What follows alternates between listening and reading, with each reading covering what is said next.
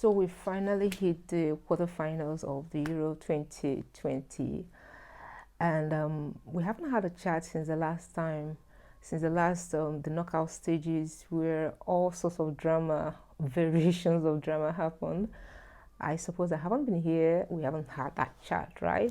And I think today should be that day because what other day should it be except today because we're officially like ushering in the quarterfinals, the quarterfinals of the Euro 2020.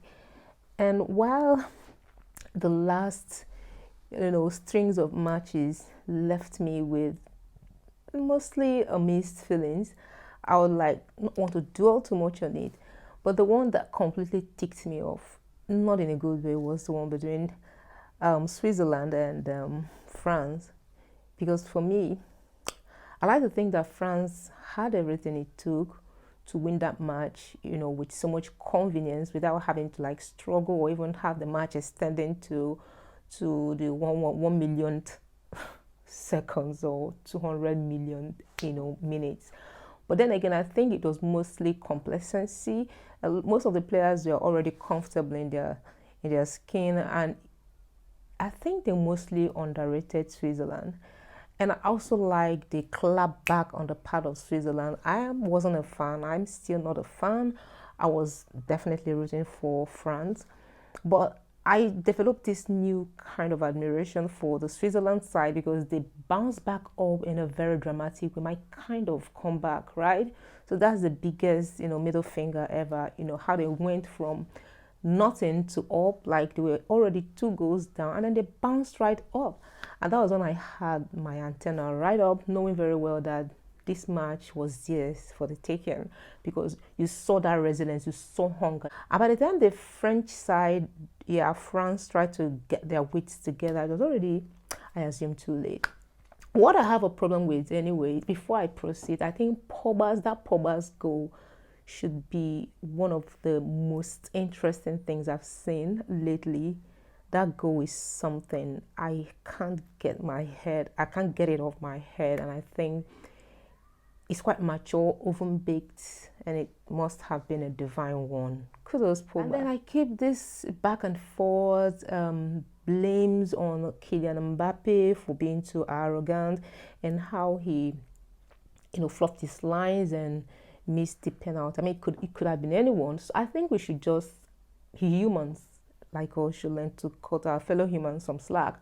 And I think Mbappe deserves to be cut some slack. This young man, I don't think he did anything fundamentally wrong to have thrown, caution to the wind like everyone assumed, arrogance and all that. I mean, this is so cliche. Anyone could be arrogant. He's good. If you're good at your craft, I mean, there's some level of arrogance that will definitely come into it. I don't think his is out of place. But what I rather find out of place and a tad bit unflattering is the mother of what's the name, Rabiot, Adrian Rabiot, coming to try to caution the parents of Kylian Mbappe, the father, as it were, to try to caution the son to learn how not to be too arrogant and all that. And I'm like, how did this even get to the point where parents will now want to make it look like it's some kind of a PTA affair, a national law? So why make it your private business? Why make it seem like it's now something that had to extend to the family? Oh dear. Veronique Rabiot, I think that was very untidy, and I don't think it was necessary. Even I heard she even went to the extent of even, warning the father of Pogba's father and all that. Woman, are you that jobless? Get alive. It's not that necessary. It's not that deep, okay? So get it moving on. Another one of the matches too that I found it was electric. First of all, I'll start off with that. And then at some point I was stunned. I was stunned because I have a few of some of the players that I was, secretly rooting for. I was wishing and hoping that Portugal wins and at the same time Belgium wins. So till now, I'm still very undecided what I wanted, but I'm still glad that because I have my favorite in Lukaku and De Bruyne and, somehow Eden Hazard, it was okay for me that they won. But I also think it was one of the most interesting outings as well. It goes a long way to say that a tree does not make a forest. Fine. Cristiano Ronaldo was at his element. He did everything. He was shackled expectedly, all right. But then I wasn't looking to see an easy flow of play, really. But then it happened and it happened, and they left. And if you're talking about people that don't take their losses too, I don't want to use the word sore loser because that would be a little bit more like being too rude. And for someone like Cristiano Ronaldo, I think I just have to give him all the maximum respect that I think he deserves. He doesn't take his losses so kindly. So, he had his tantrums as usual. And then another thing I find very heartwarming is that Portugal's national anthem. Yeah, I may sound trivial.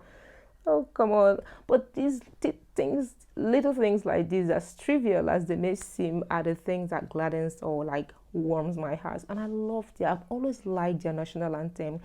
I picked an interest in it in 2018, I think, when the last World Cup was played. I just found it. I don't know what exactly I love about it. I don't even know the word, and so obviously I don't.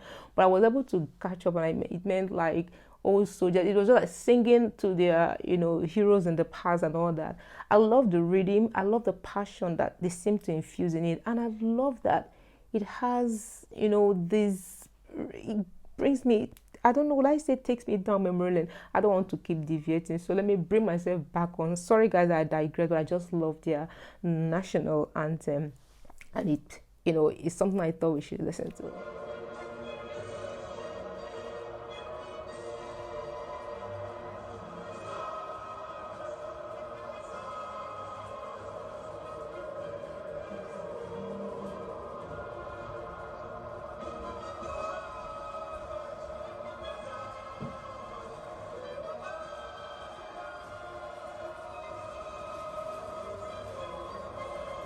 I'm not sure I appreciate how Netherlands crashed out of the knockout stages because I thought they had everything it took for them to have won to, and maybe a little bit of carelessness and people wanted to be unnecessarily, needlessly ambitious, and that didn't feel good. It left a bad taste in my mouth.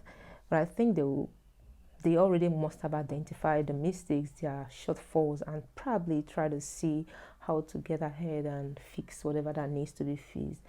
And then their manager, Frank de Boer, had resigned. Mostly because I think he feels, I don't know why they are resigned, just like the German side. Okay, his is mostly because he's even due for retirement. I'm talking about Joachim Low. So although I would have loved for him to have resigned on a high, other than to have retired, if that's retirement as it is, on a high. So these two managers have retired. The Germany and England match, I told you guys that I was conflicted, and that was the gospel truth. And I told myself that either side of the spectrum I fall on, I'm still going to be cool. Two favorite teams. One team had to win, and that didn't devastate me so much. So I can afford to say that the better team won. We'll see how it goes. I'm rooting for England. Okay, I'm rooting for them as they're going to face Ukraine. Ukraine are not also like the easiest team.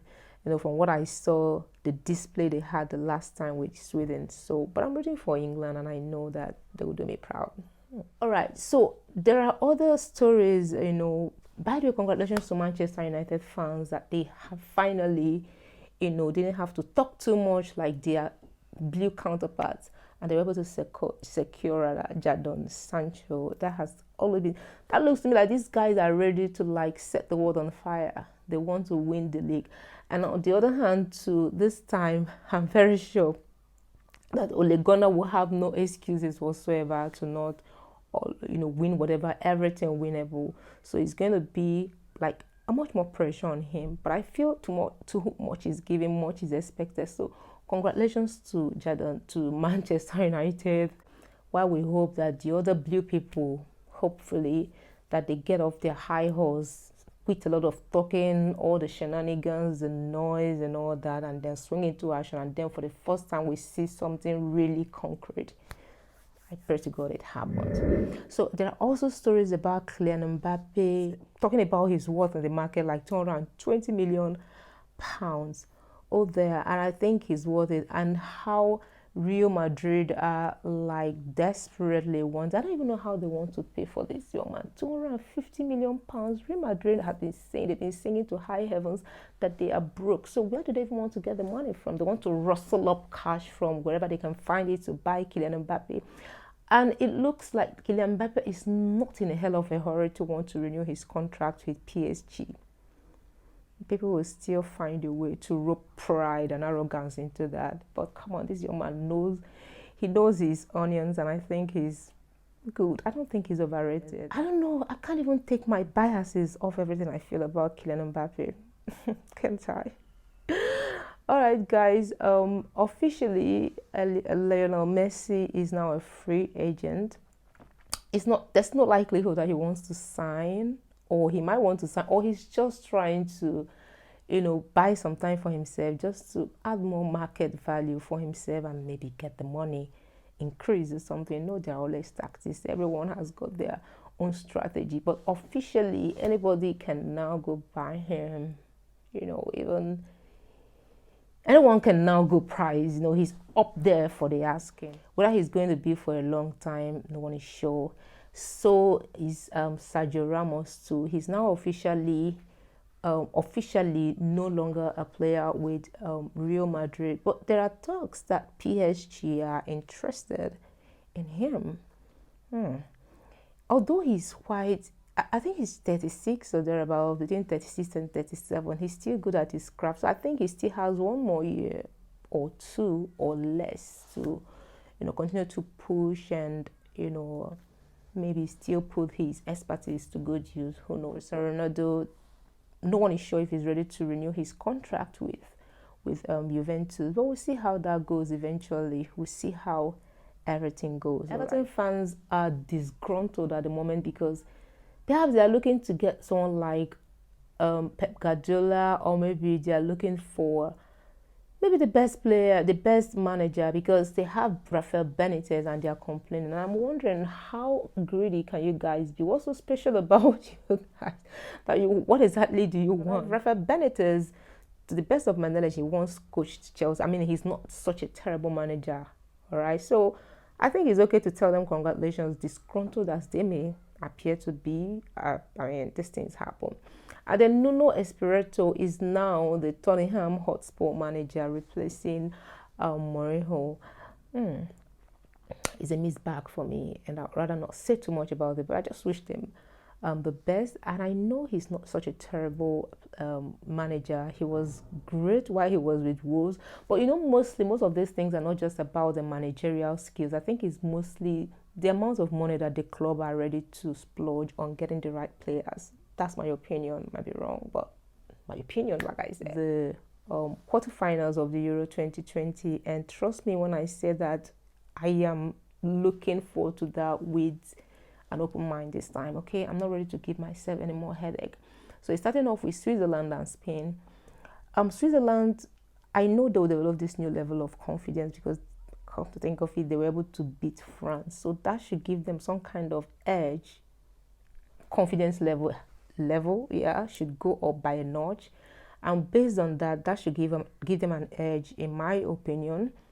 But Spain have always been like a strong contender.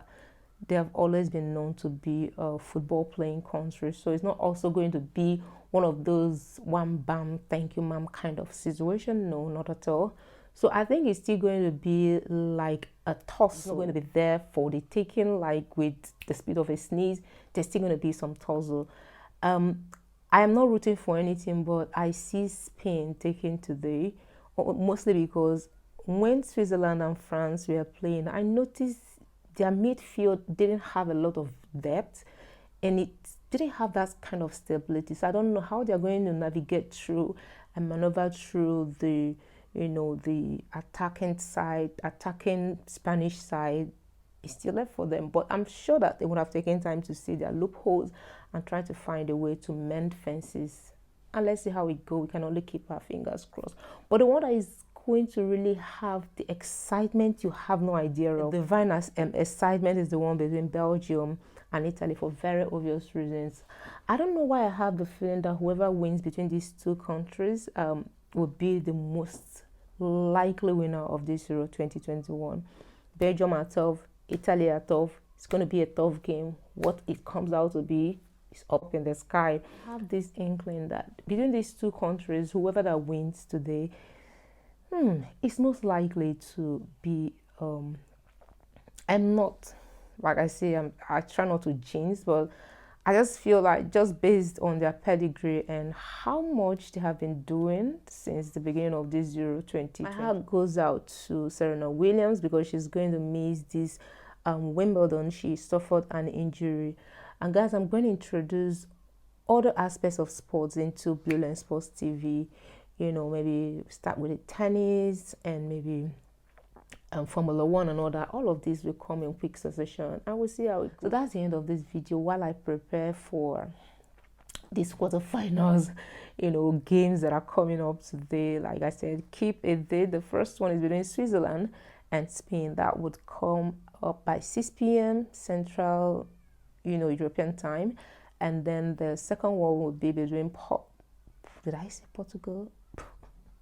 Between Belgium and Italy. That is one match. That is one match I can give my right ear to watch. You should too. So guys, take care of yourself. And if you haven't already subscribed to this channel, I'm not going to judge you, not going to condemn you. But my only and simple question would be, why? It doesn't even take anything. It's free of charge. All you need to do is just to subscribe. Go ahead and do that, okay? Let's go on a subscription spree. It's just totally, absolutely free, okay? So take care of yourself and have yourselves a very fulfilling day while I hobble off to prepare myself to enjoy one of the greatest matches of the history of football.